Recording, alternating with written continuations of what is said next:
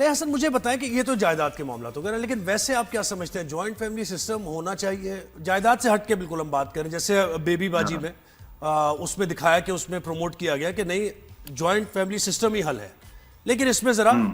अलग अलग सोल्यूशन। तो आप क्या समझते हैं? हम्म।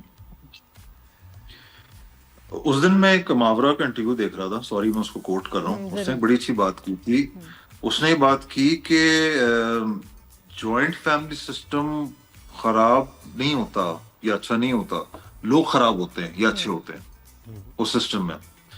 तो मुझे भी ऐसा लगता है कि हमारे यहाँ माशरे में जॉइंट फैमिली सिस्टम का सर्वाइवल इसलिए नहीं है क्योंकि लोग एक दूसरे को नहीं समझ पाते। और बहुत बहुत सारी दफा मेरे साथ भी होता है कि because I live with my parents and sometimes I can't understand them, sometimes you know they can't understand me. तो उसमें ये फिर होता है, फिर डेडलॉक्स आना शुरू हो जाते हैं। जब वो डेडलॉक्स आना शुरू होते हैं ना, फिर वो सिचुएशन आती है जो कि जमा तकसीम में आई है कि मैं घर छोड़ के जा रहा हूँ, मुझे मेरी विरासत का हिस्सा दे दें, मैं जा रहा हूँ, और मेरा यहाँ पे सर्वाइवल नहीं है, मैं जा रहा हूँ। तो इसलिए मुझे लगता है कि जॉइंट फैमिली सिस्टम हमारे सोसाइटी को बेहतर करने के लिए आई थिंक पहला स्टेप ये होना चाहिए कि जॉइंट फैमिली सिस्टम आप खत्म कर दें। अगर लॉ होता ना, let suppose if there was law कि जॉइंट फैमिली सिस्टम पे हम एक लॉ लगाते, तो आप उसको खत्म कर दें, ताकि आपका पहले माशरा बेहतर हो, लोगों को समझ में आए, एक दूसरे की कदर हो, इज्जत आना शुरू हो, और उसके बाद आप जॉइंट फैमिली सिस्टम में दोबारा उसको इंटीग्रेट करना शुरू कर दें। लेकिन आई थिंक अभी at this point in time we are not ready for a proper joint family system. नहीं तो माँ बाप फिर हसन कहाँ जाए? हाँ, फिर यही ये एक सवाल होता है कि ना वो फिर कि अकेले अगर हो जाते सारे हैं। अलग अलग हो जाए, या तो फिर एक सेक्रीफाइस करे वो साथ रहे, और सारे अलग अलग हो जाए तो फिर माँ बाप क्या करेंगे? ये बात भी आपने बहुत अच्छी की, क्योंकि जब मैं अभी सोचता हूँ, जब मैं अपने माँ बाप के साथ रहता हूँ, तो एट टाइम्स आई फील के I am blessed, not them, I am blessed to be here, to be taking care of them. Because अगर मैं कहीं बाहर होता और मुझे पता चलता कि वो कहीं कुछ you know whatever happens to them and if I am not taking care of them, तो मेरे लिए वो कितनी बड़ी एक टेंशन होती, कितना बड़ा बर्डन होता मेरे लिए। तो अभी at this point in time ये आप लोग की बात से मैं अखस कर रहा हूँ कि मुझे तो बड़ी अच्छी फीलिंग आती है कि बिल्कुल। कम और से आप कम मेरे देखो ना, सामने है। डेली जो आपको सवाब मिल रहा है, जो आप नेकियां कमा रहे हैं, माँ बाप को सलाम करने से, हाल पूछने से, बैठने से, वक्त देने से, बात करने से, ये उसको नहीं मिल रहा जो दूर है। वो पैसे कमा रहा है, लेकिन हाँ। उसके हिस्से में नेकियां हाँ। नहीं आ रही। ये बात तो है, आई एग्री विथ यू 100%। लेकिन देखें, मैं दूसरों के बारे में सोच रहा हूँ, अपने बारे में तो मैं नहीं सोच रहा। मुझे तो, मैं तो इस तरह सोचता हूँ कि मुझे तो शायद अल्लाह ताला ने चूज किया है, क्योंकि मैं बेशक, अकेला बैठा हूँ। बिल्कुल बिल्कुल, कि ठीक आप है। साथ हों, बिल्कुल। हसन, लेकिन इसमें हाँ। एक प्रॉब्लम भी है ना, इसमें एक प्रॉब्लम है कि आप तो खैर कर रहे हैं और आपका इमोशनल अटैचमेंट अपने माँ बाप से होता है, लेकिन होता ये है कि आपकी वाइफ कभी कोई, बहुत से केसेस में ऐसा होता है कि वो अलग बैकग्राउंड से आती है, ये हो जैसे सकता है tolerance- हाँ। निगत को तो हाँ, शुरू हाँ। से था। तो फिर ये बैलेंस करना जरा मुश्किल हो जाता है ना, ये ट्रिकी है और बड़ा। वो कितना अफेक्ट करता है एक हस्बैंड के माइंड को कि बार बार निगत जैसी बीवी जब ऐसे बता रही हो या लालची हो, उसका एक अच्छे आदमी पे भी जो है नॉर्मली जो ऐसे नहीं सोच रहा, वो कितना सोचने लग जाएगा। I think Nigat had a very big role to play in Hamid's mental health, जो हमने ड्रामे में देखी है ना। क्योंकि शुरू में अगर एपिसोड्स, नादिया शायद आपने तो देखे होंगे, बिल्कुल बिल्कुल।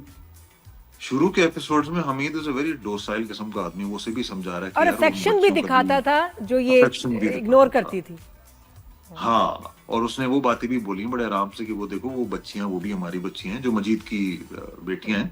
तो ऐसा नहीं है कि हम सेल्फिश होकर अपनी बेटी के लिए एक बड़ा कमरा ले रहे हैं। बड़े आराम से डोसाइल किस्म का आदमी था। So I think a wife like Nighat will have a very big impact on anyone's mental health। तो उसका बहुत बड़ा रोल था। तो जिस तरह आपने कहा जुहेब के, अगर ऐसी बीवी हो तो on a very serious note you have to think twice about these things कि आपने क्या रखना है, करें, बच्चे भी हो जाएं, बेगम भी ऐसे बोले, माँ बाप का भी ख्याल है, फिर लड़की को माँ क्या का करना एहतराम भी चाहिए करना है, हसन? बिल्कुल ऐसे। अब बेगम तो बच्चों के बाद ये भी नहीं कि बेगम से कहें आप जाएं, तो साथ रहना है, निभाना है, कैसे होगा? आई थिंक तरीकेकार है। आई थिंक नादिया ये भी होता है, हम भूल जाते हैं कि हम जिस रिलीजन और कल्चर, स्पेशली जिस रिलीजन से बिलोंग करते हैं, उस रिलीजन में बार बार ये कहा गया है कि मुझे ऐसा लगता है कि आप ग्रेटफुलनेस एंड सबर का बहुत बहुत जगह जिक्र है, बहुत लोग जिक्र करते हैं चीजों का। तो थोड़ा सा आप हो जाए, थोड़ा सा आप कर लें, देख लें चीजें, सिचुएशन देख लें कि बन रही है नहीं बन रही, अगर नहीं बन रही, आपने बहुत सब्र कर लिया तब भी नहीं बन रही, तो फिर आई थिंक रियलाइज कर लेते हैं, हस्बैंड रियलाइज कर लेंगे कि अच्छा यार सर, हाँ कोई ठीक ऐसा है। सीन दोनों ड्रामे में, जिस ड्रामे में भी आप करते हैं जॉइंट फैमिली वाला, जिसमें रो पड़े हो और मतलब घर आके ऐसे अब्बा से मिले हो, पेरेंट्स से मिले हो, हाथ चूमा उनका, क्योंकि ऐसे हम, मैं तो स्क्रीन पे देख के मैं इतना इमोशनल हो रही थी, तो you are actually there doing it, तो कैसा, किस सीन ने एकदम हिला दिया? मल्टीपल सीन्स थे जावेद साहब के साथ, तो मेरा एक बड़ा अच्छा वो वाला रिलेशन दिखाया था कि काम भी करता है। तो एक वो मस्जिद वाला सीन था जिसमें हाँ मैं जाता हूँ उनसे माफी मांगने। तो उसके बाद जब मैं, असल में मेरे फादर जो हैं वो ही has been a bit unwell, not that unwell, but वो वाले अनवेल कि उनको नजला, फ्लू, जुकाम वगैरह हुआ था। तो कल ही मैं उनके साथ खड़ा हुआ था और वो मुझे सीन याद आ रहा था, तो आई टेयर्स इन माय आईज कि यार, मतलब he was an air force officer, Nadia को तो पता ही है। जी।